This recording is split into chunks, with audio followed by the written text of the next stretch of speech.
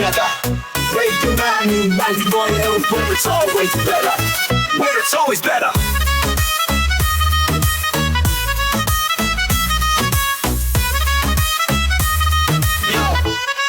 Yo, सुबह का सूरज या शाम का रंग, we bring you joy हर जुबान का धन। Community की बात हम हैं आपके साथ, let's spread the love, चलो मिल के साथ। Tune in, turn up, दिल से बात करो, Radio Manu 92 FM के साथ चलो। Every voice counts, हर लम्हा यहाँ, चलो बात करके देखते हैं, let's all shine on। Yo, let's all go। सेहत की बात और dreams to share, Radio Manu 92 FM, we're always there. From unity to joy, we bring the light. Every word, every tune makes everything right. Listen up, it's time to unite. Radio Manu 92 FM, shining bright. Dill se suno, we love and care. Chalo baat karke dekhte hain, let's take it there. So come along for the ride. Radio Manu 92 FM, we're by your side. चलो बात करके देखते हैं, your voice, your guide.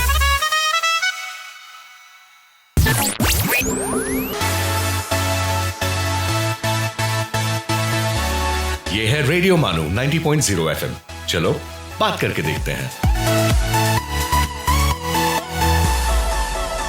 सुनते रहिए radio मानू 90.0 FM।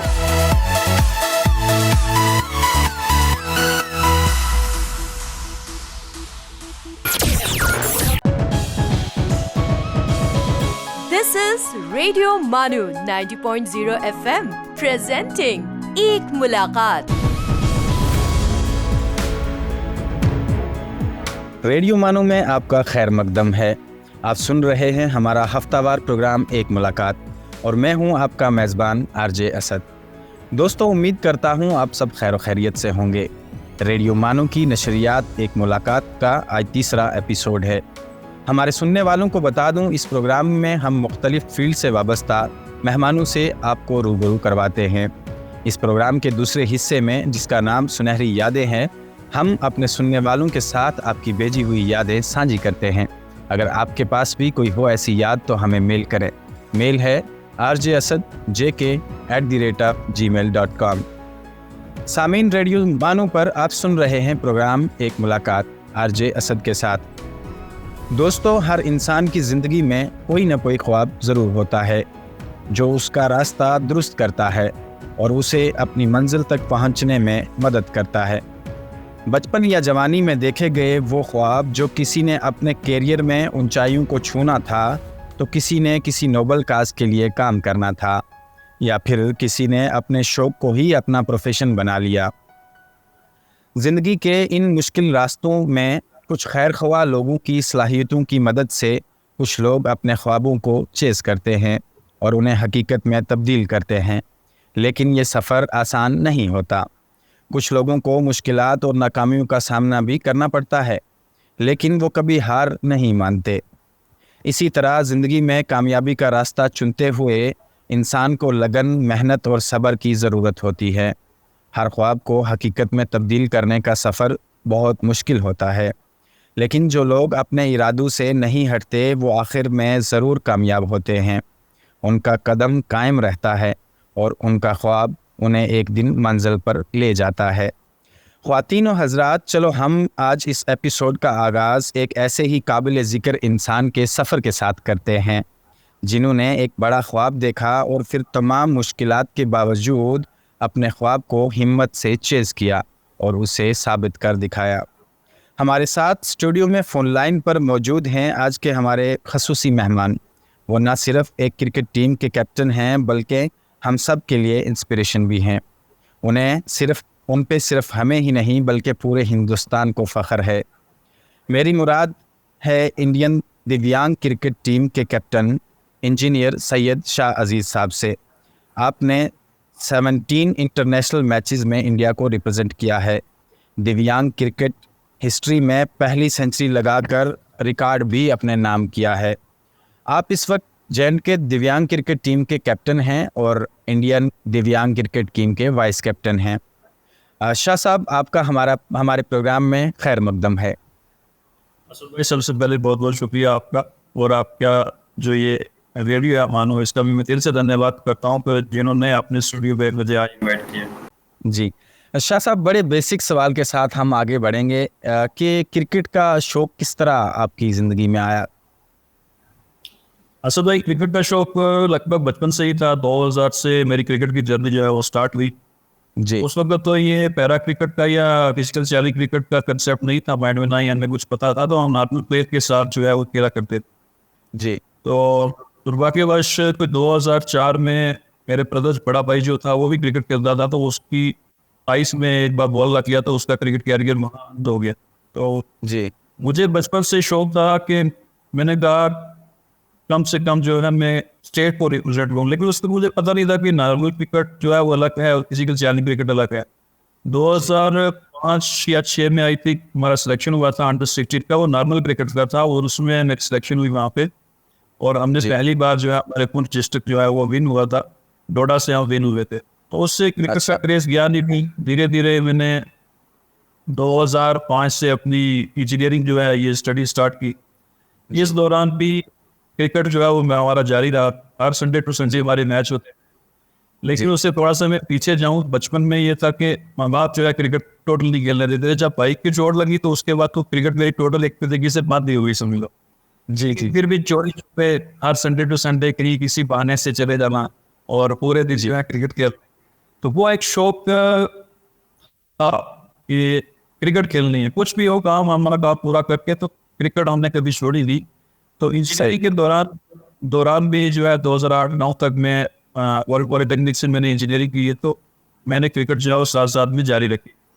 जी तो 2010 के 12 में मुझे इस क्रिकेट के बारे में पता चला कि फिजिकल चैलेंज क्रिकेट की अलग से क्रिकेट होती है जिसमें सारे फिजिकल चैलेंज बच्चे ही पार्टिसिपेट करते हैं। जी जी तो 2014 में मेरा एक दोस्त था शाहिद इकबाल, उन्होंने कहा कि हम एक जम्मू कश्मीर की एक टीम बनाते हैं। जी आप यकीन नहीं मानेंगे, पहला जब हमारा 6 ये अपना स्टेट्स का टूर्नामेंट था, तो हमें सिर्फ 10 ही प्लेयर मिल पाए।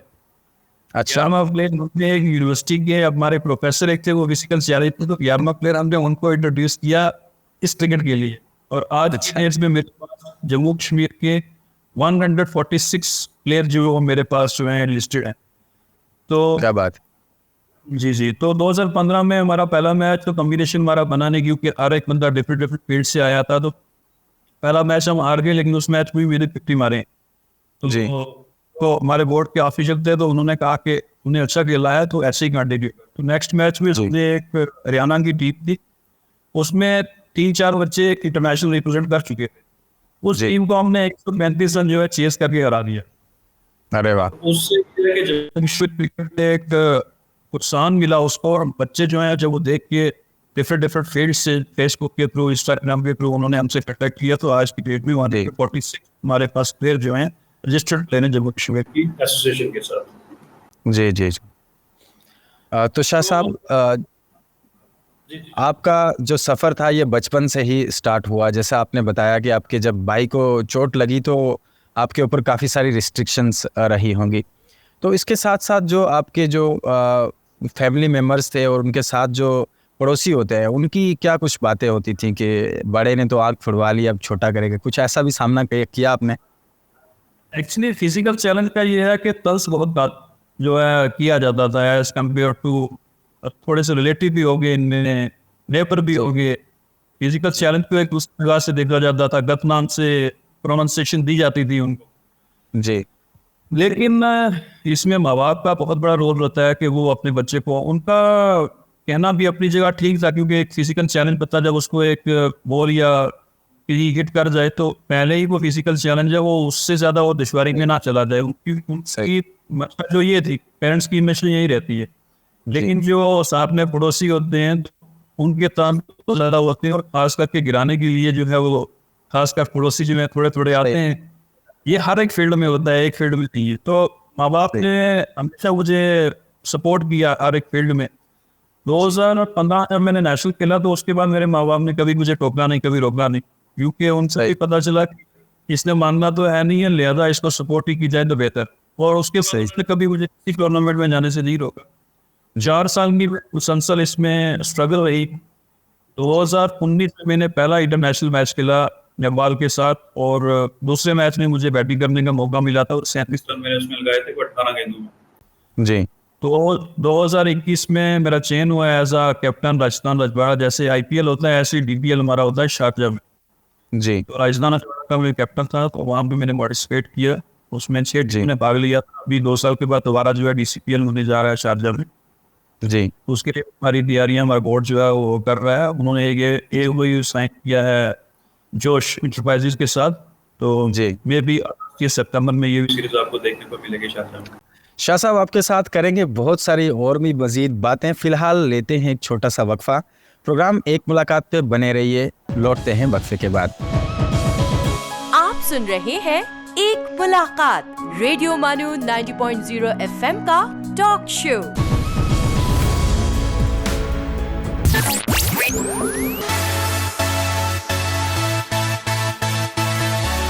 Keep listening to Radio Manu 90.0 FM. चलो बात करके देखते हैं।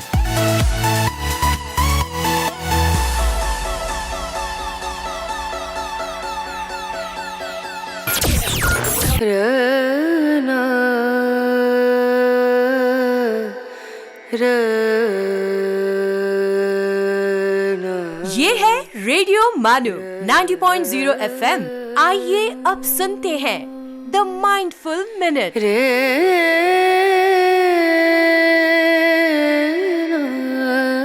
The way to get started is to quit talking and begin doing. Walt Disney.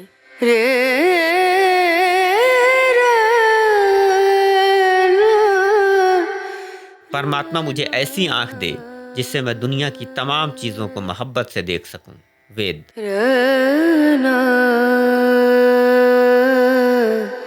Rabindranath Tagore कहते हैं, मनुष्य का जीवन एक महानदी की भांति है जो अपने बहाव द्वारा नवीन दिशाओं में राह बना लेती है।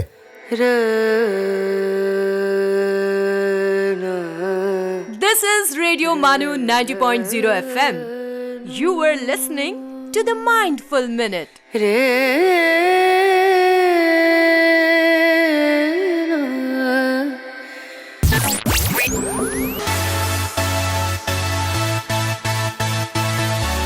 This is Radio Manu 90.0 FM. चलो बात करके देखते हैं। Stay tuned to Radio Manu 90.0 FM.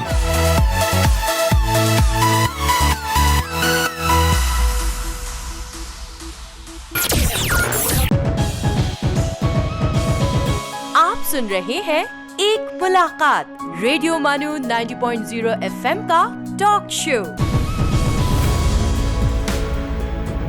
Welcome back listeners, आप सुन रहे हैं प्रोग्राम एक मुलाकात। मैं हूं आपका मेज़बान RJ असद।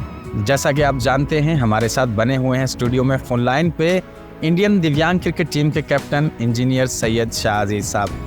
शाह साहब, हम कंटिन्यू करेंगे। आप बता रहे थे कि आप राजस्थान रजवाड़ा के कैप्टन रहे हैं और आपने कौन सी लीग खेली है, हमारे सुनने वालों के सामने ज़रा लाइए।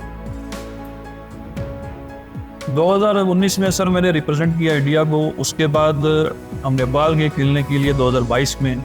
उसमें एज अ वाइस कैप्टन किया था, लेकिन हमारे जो कैप्टन साहब थे उनको कहीं चोट आ गई, तो उन्होंने रिटायरमेंट का ऐलान वहाँ पे कर दिया या भाई पे। तो उस मैच में मुझे कैप्टनसी करने का मौका मिला और मेरी कैप्टनसी में भारत जो है 2-1 से विजयी हुआ था। और उस मैच में मैंने दो man of the match, man of the series, best batter, best bowler और मैन ऑफ द सीरीज का अवार्ड भी मैंने लिया। बहुत बढ़िया। उसके बाद बांग्लादेश गया हूँ खेलने के लिए जी। श्रीलंका आई थी यहाँ पे खेलने के लिए हमारे यहाँ पे। मलेशिया गए हम खेलने के लिए, सिंगापुर हम खेलने के लिए गए जी। तो आने वाले वक्त में अभी तक हमारा जो दिव्यांग क्रिकेट कंट्रोल बोर्ड है, उन्होंने 134 मैचेस जो हैं इंटरनेशनल जो हैं वो ऑर्गेनाइज किए थे, जिनमें हमारी भारत की 100वीं जीत। हमने अभी टेस्ट मैच खेला, पहला टेस्ट मैच हुआ दिव्यांगों का इंडिया और नेपाल का आगरा में दिसंबर 28 से 30 के बीच। और उस पहले मैच में मैंने सेंचुरी की एज अ वाइस कैप्टन पे था। तो जब हमारे पहला इनिंग हुई 125 रन पे हमने नेपाल को सिमट लिया, तो फॉक बहुत ज्यादा थे, जैसे बहुत कम नजर आ रहा। अच्छा। पहली विकेट हमारी एक विकेट गिर गई। जी तो मैंने कैप्टन साहब को कहा, मैंने कहा सर आप जाएंगे वन डाउन या मैं जाऊँ? तो उन्होंने मुझे कहा आज 2 दिन ऐसा आज बैक कर ले। अच्छा तो मैंने कहा सर आपको जाना है तो ठीक है, तो मैं जाने के लिए तैयार हूँ। मुझे कहने लगे रिस्क भी ले, इसमें रिस्क ही है थोड़ा सा, तो हम किसी और को भेज। मैंने कहा नहीं सर मैं जाना है, ठीक मैं जाओ। तो उस मैच में 4-5 ओवर रहते थे, इवनिंग का वक्त था तो अभी कम दिख रहा था। उसमें हमने पहले दिन भी सिर्फ 3 रन ही लगाए और 5-6 ओवर हो गए। जी दूसरे दिन मैंने और सूरज मनकले भाई थे हमारे, तो हमने 182 रन की पार्टनरशिप की, जिसमें मेरे 108 हुए और सूरज भाई ने 52 रन उसमें लगाए। बहुत बढ़िया बहुत बढ़िया। वो मैच हम 18 रन और 1 इनिंग से हमने जो है नेपाल को शिकस्त दी। जी और ये दिव्यांगों का पहला टेस्ट मैच था, इससे पहले कभी दिव्यांगों का टेस्ट मैच नहीं हुआ। जी तो उसके बाद हमारे बोर्ड ने ये कहा कि जैसे ये टेस्ट मैच से काफ़ी सारे प्लेयर जो हैं ओवर के बाहर आते हैं, तो हम सही। फ्यूचर में भी जो है दिव्यांगों के जो है वो टेस्ट मैच जो है ऑर्गेनाइज करवाएंगे एक बड़े लेवल के ऊपर। तो इसमें हमारा जो दिव्यांग cricket control board of India वो कारगर है, और मुझे उम्मीद है कि इससे हमारे जो प्लेयर हैं वो काफ़ी निखर के बाहर आएंगे। जी शाह साहब, अक्सर लोगों को लगता है कि यार हैरान होते हैं कि पुंछ जो बॉर्डर ज़िला है, दूर दराज का एक आखिरी हिंदुस्तान का ज़िला है, वहाँ से एक लड़का उठ के इंडियन दिव्यांग क्रिकेट टीम का कैप्टन बन गया। कैसी खुशी महसूस होती है, अंदर से क्या फीलिंग होती है आपकी? बहुत कठिन सफ़र था, आसान सफ़र कोई नहीं होता, खाली जब सक्सेस मिलती है तभी आसान लगता है। जी असद भाई, जैसे आप देखते हैं कि आप एक मुझसे बिलोंग करते हैं, तो हमारे यहाँ 4:30-5 बजे पहले यही वक्त था जब मिलिटेंसी बहुत पीक पे थी। जी 4:30-5 बजे तो हम घर में जाके बंद हो जाते थे, ये आपको भी अच्छे से मालूम है। सही सही। तो उस वक्त ये होता था कि संडे टू संडे ही हमें मौका मिल पाता था कहीं क्रिकेट खेलने का, क्योंकि 2 बजे हम वो से जब वापस आए तो टाइम टोटल नहीं मिलता था, और 4:30 बजे से जो हम घर में लाग हो जाते थे, और एक्चुअल लाइन में कंट्रोल की ओर तो हम कर रहे थे, हमारे सीधा पाकिस्तान की सरहद, और एक्चुअल वो गोला बारी वहाँ पे ये एक्सचेंज बैरिंग होती रहती थी। जी जी बिल्कुल। तो बहुत कठिन सफर था। उस कठिन सफर को पार करने के लिए काफ़ी सेक्रीफाइस भी करनी पड़ती है इंसान को। सही। जैसे सुबह उठ के अपनी नींद हराम करके ग्राउंड में जाना, डेटो बेटे वहाँ पे पसीना बहाना, तब जाके कहीं ये मुकाम बंदा हो उस फील्ड में पहुंच सकता है। तो मेरे सुनने वालों को भी मेरी यही रहेगी कि एक एम लेके चलो। अगर आप में वो एम है तो जितना हार्ड वर्क आप उसके लिए कर सकते हो आप कीजिए। तो सही। अब जो है वो किसी की मेहनत जो है, ये मेरा अपना बिलीव है कि किसी की मेहनत जो है वो प्यारत जो ज़ाया नहीं करता। सही। हमेशा एक शेर याद आ रहा है कि सफ़र में मुश्किलें आए तो हिम्मत और बढ़ती है, कोई जब रास्ता रोके तो ज़रूरत और बढ़ती है। जो आपने अभी जो बात डिस्कस की कि हम 4 बजे 4:30 बजे के बाद लॉक होते थे, तो उसके बावजूद भी आपने एतवार से एतवार क्रिकेट खेल के आज माशाल्लाह इंडियन क्रिकेट दिव्यांग इंडियन क्रिकेट टीम में हैं, तो हमें आप पे फ़ख्र महसूस होता है। शाह साहब, आपका अगर मैं पूछना चाहूँ कि इंडियन टीम में या पूरे वर्ल्ड में क्रिकेट में आपका फेवरेट प्लेयर कौन है? मेरा सर पहले फेवरेट प्लेयर था युवराज सिंह। अच्छा जी। और उसके बाद मेरा फेवरेट प्लेयर जो है वना धोनी, मेरा रोल मॉडल भी वही है और मेरा फेवरेट प्लेयर वही। जब वो खेलता था तब भी, जब वो नहीं खेल रहा आज की डेट में, तब भी मेरा रोल मॉडल वही। सही। थल्ला द रीज़न। सही। वो तो पूरी हिंदुस्तान के बल्कि बैनुल अक़वामी उनकी फ़ैन फॉलोइंग है और सबके वो दिलों के अंदर रहते हैं। तो शाह साहब, इस सफ़र में आपका जो सबसे बड़ा सपोर्टर, जैसे फैमिली का एक अहम रोल अदा फैमिली करती है, उसके साथ साथ को आपके जो नियर्स डियर्स में से आपका सबसे बड़ा सपोर्टर कौन रहा है? सर सबसे बड़े सपोर्टर तो फैमिली ही होती है किसी ना किसी फील्ड में, जिस भी फील्ड में आप जाना चाहो। उसके बाद दोस्तों का बहुत बड़ा साथ रहता है। जी। तो मेरे जो दोस्त हैं उन्होंने हमेशा मुझे बूस्ट किया, सपोर्ट किया, और इवन तक कि जब भी प्रैक्टिस वगैरह होते थी जी। तो वो हमेशा जो है अपनी नींद भी ज़ाया मेरे लिए करते थे। वॉली करवाई मुझे 10-20, 25 साल भी हमने खेले हैं। जी। तो उनका बहुत बड़ा मेरा रोल रहा है मेरी सक्सेस के पीछे। जी जी। शाह साहब, यहाँ तक पहुँचने में, यानी इंडियन दिव्यांग क्रिकेट टीम तक पहुँचने में शाह अजीज़ में क्या क्या changing I?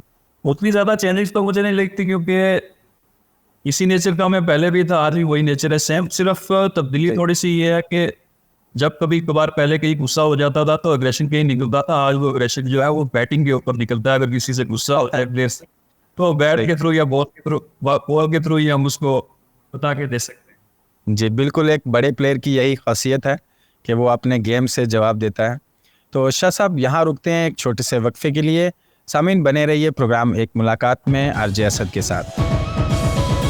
You are listening to एक मुलाकात, रेडियो मानू 90.0 FM's talk show.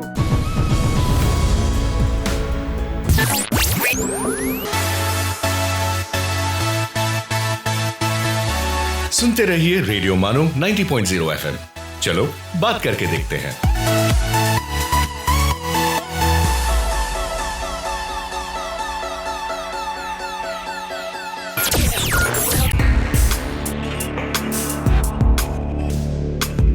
Let's listen to History's Mysteries। दोस्तों आदाब, आप सुन रहे हैं हिस्ट्रीज मिस्ट्रीज अपने मेज़बान उबैद के साथ। आज हम बात करेंगे इन्वेंशन ऑफ एक्सरेज के बारे में। दोस्तों, एक्सरे की दरियाफ्त मेडिकल साइंस की दुनिया में एक इनकलाबी कदम था। इसकी कहानी 1875 से 1913 के दरमियान के अरसे में मुश्तमिल है। इस दौरान कई साइंसदान रोशनी और इलेक्ट्रिकल एनर्जी पर तहकीक कर रहे थे। 1895 में जर्मनी के एक साइंसदान विल्हेम रंटगन ने एक खास किस्म की रोशनी दरियाफ्त की जो आम आँख से नज़र नहीं आती थी।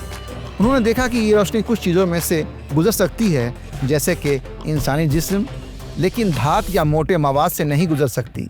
जब इन्होंने अपनी बीवी के हाथ की हड्डी की तस्वीर खींची तो ये दुनिया की पहली एक्सरे तस्वीर बनी। इस दरियाफ्त ने मेडिकल साइंस में इनकलाब बर्पा किया। अब डॉक्टर बगैर ऑपरेशन किए जिस्म के अंदरूनी हिस्सों को देख सकते थे। हड्डियों के फ्रैक्चर, गोलियों के जख्म और दीगर बीमारियों की तशखीस कर सकते थे।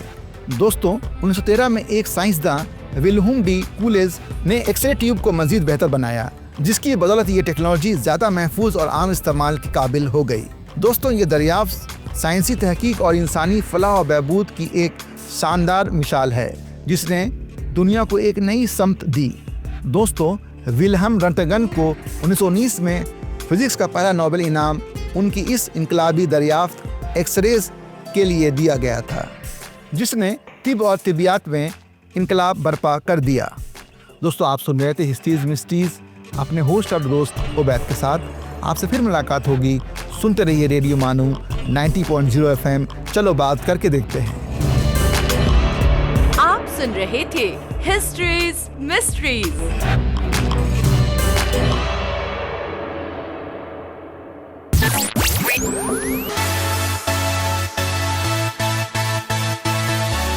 आप सुन रहे हैं रेडियो मानो 90.0 FM। चलो बात करके देखते हैं।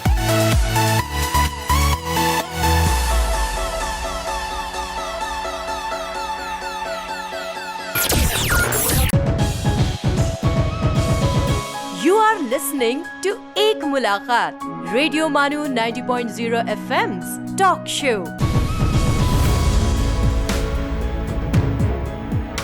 वेलकम बैक लिसनर्स, आप सुन रहे हैं प्रोग्राम एक मुलाकात आरजे असद के साथ। दोस्तों, हमारे साथ स्टूडियो में फ़ोन लाइन पे मौजूद हैं इंडियन दिव्यांग क्रिकेट टीम के कैप्टन इंजीनियर सैयद शाह अजीज़ साहब।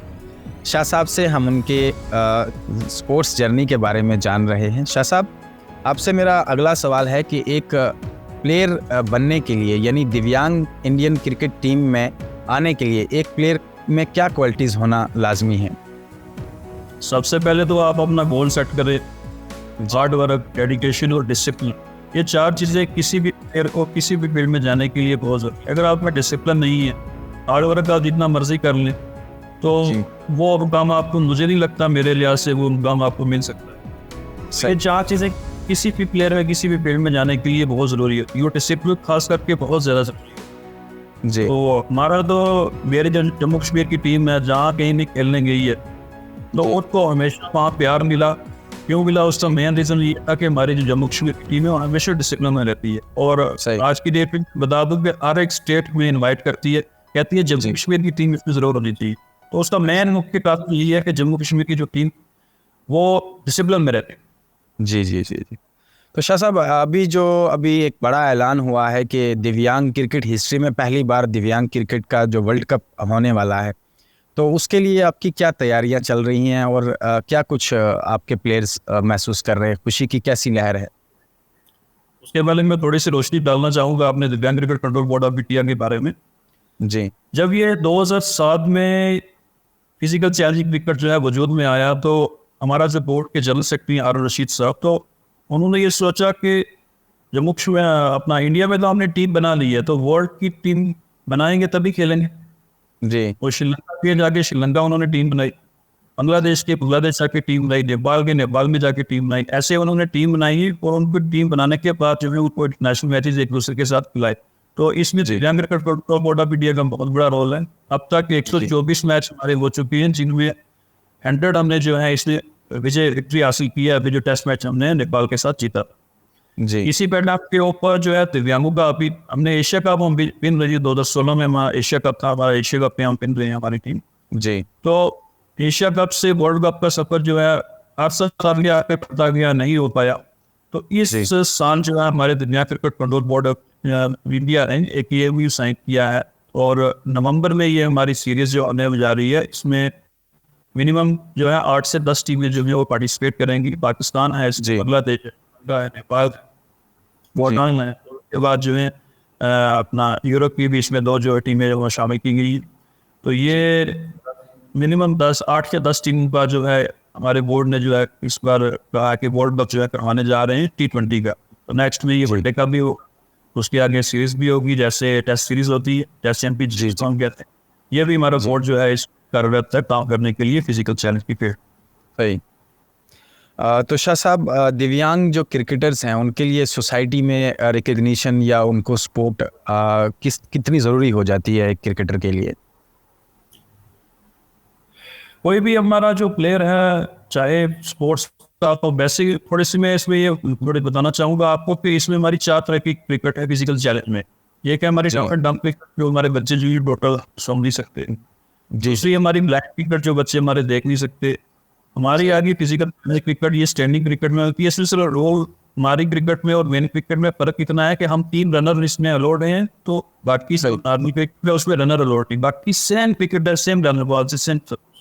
जी। इसके अलावा यूनिट आती है व्हील चेयर की, उसमें खाली व्हील चेयर यूजर होते हैं, वो व्हील चेयर के ऊपर ही क्रिकेट खेलते हैं। तो ये 4 हमारी क्रिकेट जो है फिजिकल चैलेंज आती है। और हमारा बोर्ड जो है 4 की 4 ही है फिजिकल चैलेंज क्रिकेट जो है वो रन कर रहा है डिफरेंट स्टेट्स में। तो फिजिकल चैलेंज प्लेयर को बहुत ज़्यादा दुश्वारी आती है किसी भी फील्ड में, क्योंकि वो पहले एक यही किसी का हाथ नहीं, किसी का पाँव नहीं, तो इससे वो माजूर होता है। आपने देखा होगा जब ऋषभ पंत एक हाथ से छक्का मारता है तो अंपायर्स का या उनका रिएक्शन रहता है, इसने कैसे कर लिया। तो थोड़ी सी मैं जानकारी ये देता चलूँ, हमारा एक प्लेयर है चिराग गांधी, उसका एक ये बाजू यहाँ पे टोटल नहीं है। अच्छा। तो उससे कट गया पूरा। जी। शारजा में हमारा मैच हो रहा था, तो I think Chennai super king के खिलाफ उन्होंने छक्का मारा सीधा शारजा रोड के बाहर, मेन रोड जाना। अच्छा। मेन रोड में एक हाथ से। अरे वाह। हाथ से। तो विराट कोहली को जब खेलना जाते, जब वो कोई शॉट मारते हैं तो हमेशा ये लिखता है wow what a wonderful shot. लेकिन जब हमारा प्लेयर एक हाथ छक्का मारता है के बाहर, तो उसको तो ऑडियंस का रिएक्शन ये होता है आओ इसने कैसे कर लिया। सही। तो ये क्रिकेट और मेन क्रिकेट में बस परस्पर इतना सा है, लेकिन अभी तक हमें वो प्लेटफॉर्म नहीं मिला है जैसे PCCI या दूसरी अन्य संस्थाएं वो नॉर्मल क्रिकेट को ज़्यादा प्रोत्साहन कर रही है। अभी तक हम उस लेवल पे नहीं पहुंचे, लेकिन ये जो हमारा वर्ल्ड कप होने जा रहा है, मुझे पूरी उम्मीद है अपनी भारत सरकार के ऊपर, और क्योंकि हमने फाइल भी लगाई हुई है ऑर्गेनाइजेशन की फिजिकल चैलेंज क्रिकेट को देने की, तो मुझे पूरा उम्मीद है उनके ऊपर कि इस क्रिकेट को भी वो मान्यता देंगे, और हमारे प्लेयर जैसे नॉर्मल प्लेयर हैं वो फिजिकल चैलेंज क्रिकेट को भी वो मुकाम वो रुतबा मिलेगा जो एक नॉर्मल क्रिकेटर को मिलता है। जी ज़रूर, ये बहुत अच्छी बात है और हमें भी उम्मीद है कि हमारी सरकार इस पे ज़रूर गौर व फिक्र करेगी। सामीन, आप सुन रहे हैं प्रोग्राम एक मुलाकात आरजे असद के साथ। लेते हैं एक छोटा सा वक्फा, वक्फे के बाद जल्द हाजिर होते हैं। आप सुन रहे हैं एक मुलाकात, रेडियो मानू 90.0 FM का टॉक शो।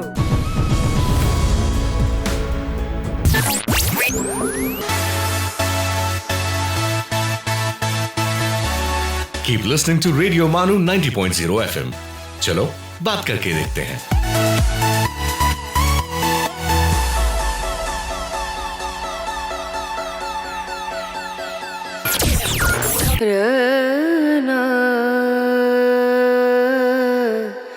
ये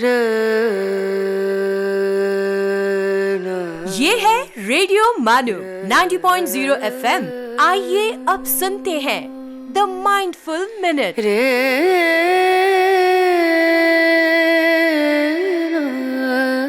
The way to get started is to quit talking and begin doing. Walt Disney.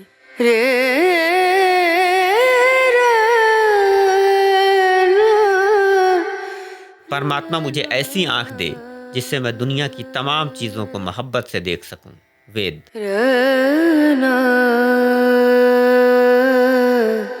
Rabindranath Tagore कहते हैं, मनुष्य का जीवन एक महानदी की भांति है जो अपने बहाव द्वारा नवीन दिशाओं में राह बना लेती है।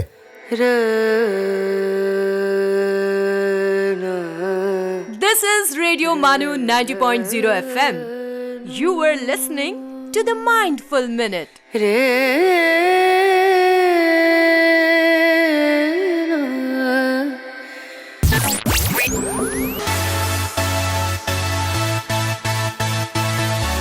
दिस इज रेडियो मानू 90.0 FM। चलो बात करके देखते हैं। Stay tuned to Radio Manu 90.0 FM.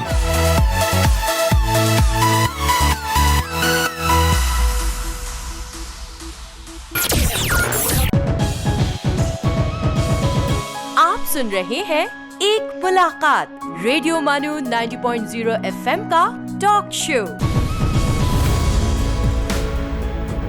दोस्तों, हमारे साथ स्टूडियो में मौजूद हैं इंजीनियर सैयद शाह अजीज़, जो दिव्यांग इंडियन क्रिकेट टीम के कैप्टन हैं, और आप सुन रहे हैं रेडियो मानू आरजे असद के साथ। शाह साहब, आपके ख्याल में हिंदुस्तान जो दिव्यांग क्रिकेट टीम है उसके लिए अवेयरनेस किस तरह की जा सकती है, यानी उसमें पार्टिसिपेशन के लिए किस तरह आवाम तक पहुंचाई जा सकती है? इसमें सर हमारा ये रहता है, जो भी हमारे डिफरेंट स्टेट्स एसोसिएशन हैं, जैसे जम्मू कश्मीर है, पंजाब की है, यूपी की है, हरियाणा की है, एमपी की है, तो विभिन्न राज्यों में अपने जो है लोकल अपने डिस्ट्रिक्ट लेवल के, आप मान लो कि डिवीजन लेवल के ले लो, वो इनमें मैचेस करवाते हैं। उनमें जो प्लेयर हमारा ऊपर के बाहर आता है तो उसको हम मेन हमारी जो टीम है उसमें हम चयन करते हैं, सुपर 30 जिसको हम कहते हैं। जिस सुपर 30 का हमारा कोई भी जब टूर्नामेंट होता है तो वो 30 प्लेयर उसमें चयन किए जाते हैं, तो बोर्ड जो परफॉर्म करके आगे आते हैं। उस 30 में से हमारा जो स्क्वाड वो है 16 का निकलता है। वो 10 एक दिन का मिनिमम कैंप होता है। 10 दिन के कैंप के बाद जो वहाँ बच्चा परफॉर्म करता है तो उस बच्चे को आगे जो है इंडियन टीम में खेलने का मौका जो है मिलता है। इसमें कोई भी भेदभाव नहीं है, किसी किस्म का कास्टिज्म कोई नहीं है जी। हमारा बोर्ड वाइड एक ऐसा बोर्ड है कि जिसने अभी तक 124 मैच इसीलिए करवाए क्योंकि वो बिल्कुल फेयर रहा है टोटल सिलेक्शन के प्रोसेस में। क्योंकि मेरे जैसा बच्चा है जो टोटल लास्ट बॉर्डर से बिलोंग करता है, अगर वो इंडिया को रिप्रेजेंट कर सकता है तो आप देख सकते हैं कि कोई भी प्लेयर जो खेलने वाला जिसमें क्षमता है तो उसको मौका जो है वो दिव्यांग cricket control board of India ने दिया है और आगे भी देता रहेगा। ज़रूर। शाह साहब, आने वाले वक्त में आप इंडियन दिव्यांग क्रिकेट टीम को कहाँ देख रहे हैं? सर, मेरे सपने में यही है, जब 1983 में वर्ल्ड कप हुआ था तो उसके बाद पीसीसीआई का या इंडिया टीम क्रिकेट का जो है वो भाग्य बदला। तो हमारा इस बार दिव्यांगों का वर्ल्ड कप होने जा रहा है और मुझे पूरी उम्मीद है कि इस क्रिकेट में भी आप वो क्रांति, वो चिंगारी देखेंगे जो 1983 में कपिल देव साहब ने जब वर्ल्ड कप जीता था तो क्रांति आई थी। इस बार हम भी ये मैच वर्ल्ड कप जीत के इस क्रिकेट में क्रांति लाने की कोशिश जो है। जी। दोस्तों, अगर आप भी किसी ख्वाब का पीछा कर रहे हैं तो कभी हार ना माने, मेहनत से काम करें और अपनी मंजिल तक पहुंचने में जज्बा और हौसला बनाए रखें। हर मुश्किल का सामना करें और हमेशा याद रखें कि कामयाबी उन्हीं लोगों को मिलती है जो कभी हार नहीं मानते। शाह अजीज़ साहब, हमारे साथ साथ पूरे हिंदुस्तान को आप पे फ़ख्र है और आपकी टीम पे भी फ़ख्र है। हम उम्मीद करते हैं कि इस बार के होने वाले पहले दिव्यांग वर्ल्ड क्रिकेट कप को जीतकर आप इंडिया के लिए जीत कर लाएंगे। शाह साहब, आपने हमें वक्त दिया, आपका बहुत बहुत शुक्रिया। Thank you sir, thank you, thanks a lot. सामीन, बढ़ते हैं इस प्रोग्राम के अगले हिस्से की जानिब, जिसका नाम है सुनहरी यादें। इस प्रोग्राम में हम आपकी भेजी हुई यादें आपके साथ साझी करते हैं। अगर आपके पास भी कोई याद हो तो हमें मेल करें। मेल है rjasad@gmail.com। सुनहरी यादों में आज की हमारी कहानी भेजी है मोहम्मद रफ़ीक कटारिया ने। लिखते हैं कि आपका प्रोग्राम हमें बहुत पसंद है। हमारी दुआ है कि आपके इस प्रोग्राम को 4 चांद लग जाएं। बहुत शुक्रिया रफ़ीक साहब। लिखते हैं कि मैं जम्मू कश्मीर के सरहदी ज़िला पुंछ की तहसील सुरनकोट का रहने वाला हूं। मेरी उम्र 26 साल है। ये जो कहानी मैं आपको सुनाने जा रहा हूं ये मेरी आप बीती है और एकदम सच्ची है। ये बात तब की है जब मैं 12th का एग्ज़ाम पास किया और फैमिली की गाइडेंस पर मौलाना आज़ाद नेशनल उर्दू यूनिवर्सिटी में आने का फ़ैसला लिया। मेरे गांव से मेरे साथ मेरे हम उम्र साथी तैयार थे। दिल में एक अजीब सी खुशी थी और थोड़ा घर वालों से दूर जाने का दुख भी आंखों से छलक रहा था। खुशी इस बात की थी कि मैं अपनी तालीम के लिए किसी यूनिवर्सिटी में जा रहा हूं, और इसके साथ साथ एक और खुशी ये थी कि 18 साल की उम्र के बाद मैं पहली बार अपने होम डिस्ट्रिक्ट से कहीं बाहर जा रहा था। इसी गमी खुशी के साथ घर वालों से इजाज़त ले ली। मेरी माँ मेरे साथ काफ़ी दूर तक चलती आई और आखिर में कुछ पैसे छुपा के मेरे हाथ में थमा दिए और कहा, बेटा खाना खा लेना, तो भूखा ना रहना, माँ तो आखिर माँ होती है। मैंने पलट के माँ की तरफ नहीं देखा, वरना मेरी माँ मेरी आंसू वाली आंखें देखती तो परेशान हो जाती। खैर बस स्टैंड पहुँचते ही दूसरे साथियों से मिला और वो दुख भूल गया। अब हमारा सफ़र शुरू हो गया। पुंछ से जम्मू तक का सफ़र 230 किलोमीटर का है। बस में 8 घंटे कैसे निकल गए पता भी नहीं चला। बचपन से जिन जगहों के नाम मैं सुनता आ रहा था, आज वो जगह मैं खुद देख पा रहा था, और हर दुकान के सामने लगे बोर्ड पे मैं जगह का नाम पढ़ के फिर उसको याद करके अपने दोस्तों के साथ बताता कि इस जगह का नाम ये है, और मुझे इसमें बहुत मज़ा आ रहा था। बस रास्ते में 2 बार रुकी। पहली बार गंभीर की जगह पे रुकी, जो कि पुंछ से 70 किलोमीटर चलने के बाद आता है, और यहाँ कंडक्टर ने आवाज़ लगाई कि नाश्ता कर लें, बस 10 मिनट रुकेगी। दूसरी बार बस बामला के स्थान पर रुकी, जो कि जम्मू से 70 किलोमीटर पहले आता है, और अब कंडक्टर ने आवाज़ लगाई कि यहाँ लंच कर लीजिए। अब मैं किसी को क्या बताता कि मेरे अंदर क्या चल रहा है। मेरी भूख प्यास तो मर चुकी थी, क्योंकि मैंने तो आज जम्मू शहर देखना था और वहाँ की बड़ी बड़ी बिल्डिंग्स देखनी थी। हमारे पुंछ में ट्रेन नहीं आती और मैंने कभी ट्रेन भी नहीं देखी थी। ट्रेन को देखने और उसमें सफ़र करने की मेरे अंदर अजीब सी एक्साइटमेंट थी। खैर हम शाम को जम्मू पहुंच गए। पहली बार मैंने इतना बड़ा ट्रैफिक देखा, इतने सारे लोग देखे, गाड़ियां ही गाड़ियां थी, हर तरफ लोग अपने अपने कामों की तरफ दौड़ रहे थे। हमारे पुंछ में क्या है ना, लोग इतने फ्री होते हैं कि पूरा पूरा दिन जेसीबी की खुदाई देखने बैठ जाते हैं। यही सोचते देखते मैं आखिरकार रेलवे स्टेशन पहुंच गया। कुछ दिन पहले मेरा एक कज़न जो गल्फ़ से वापस आया था, उसने मुझे बताया कि रियाज के एयरपोर्ट पे उसका लगेज एक पट्टे पे रखवा दिया था, और फिर उसको लगेज दिल्ली के एयरपोर्ट से उसी पट्टे से आके मिल गया। यही मेरे जहन में था कि हम जम्मू रेलवे स्टेशन के चेकिंग पॉइंट पे पहुंच गए। जम्मू में क्योंकि चेकिंग काफ़ी सख्त होती है, तो सब लोग अपना अपना सामान उस पट्टे पे रख रहे थे। अब मुझे वो पट्टा याद आ गया जो मेरे कज़न ने मुझे बताया था, तो मैंने भी अपना सामान उस पट्टे पे रख के मैं सीधा प्लेटफॉर्म पे जा पहुंचा। और कुछ देर बाद जो मेरे साथी मैंने देखे अपना अपना बैग उठाए हुए आ रहे थे, तो मैंने तंजिया अंदाज में उनसे कहा, आपको शायद पता नहीं उस पट्टे पे सामान रखने से क्या होता है। वो पट्टे पे अगर आप सामान रखते तो आपको सामान हैदराबाद से जाके मिलता। उन दोस्तों में एक दोस्त ऐसा भी था जिसने ट्रेन से पहले भी सफ़र किया था, तो उसने बड़े प्यार से मुझे समझाया कि भाई ये रेलवे स्टेशन और एयरपोर्ट का निज़ाम अलग अलग होता है। मैं आपका सामान भी ले आया हूँ, और यहाँ पे सिर्फ बैग रखते हैं चेकिंग करने के लिए। यकीनन ये बात सच है कि घर से बाहर निकलने से इंसान बहुत कुछ सीखता है, और ये ऐसे ही मेरे सीखने का सफ़र भी शुरू हुआ। मैंने मानू से ग्रेजुएशन, बीएड और मास्टर की डिग्री इस साल मुकम्मल की है। इस दौरान मुझे हिंदुस्तान के मुख्तलिफ़ रियासतों के तलबा से मिलने, कुछ सीखने और उनका कल्चर जानने का मौका मिला। मैं मौलाना आज़ाद नेशनल उर्दू यूनिवर्सिटी का मशकूर हूँ जिसने मुझे ये मौका फ़राहम किया। रेडियो मानू और आरजे असद का भी शुक्रगुजार हूँ जिन्होंने इस प्रोग्राम में मेरी इस कहानी को शामिल किया। शुक्रिया। सामिन, ये थी आज की सुनहरी याद में भेजी हुई कहानी मोहम्मद रफ़ीक कटारिया की, जो कि यकीनन ये दर्शाता है कि दूर दराज से जब कोई इंसान शहर की तरफ आता है तो उसको क्या क्या देखने को मिलता है और उसकी एक्साइटमेंट क्या होती है। सामिन, प्रोग्राम एक मुलाकात का वक्त ख़त्म हुआ जाता है। मिलते हैं अगले हफ्ते एक नए मेहमान के साथ।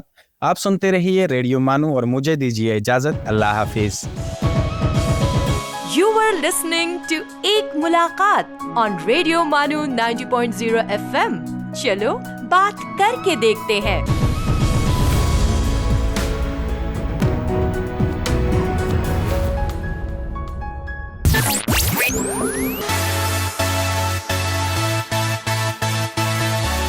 ये है रेडियो मानू 90.0 FM। चलो बात करके देखते हैं। सुनते रहिए रेडियो मानू 90.0 FM।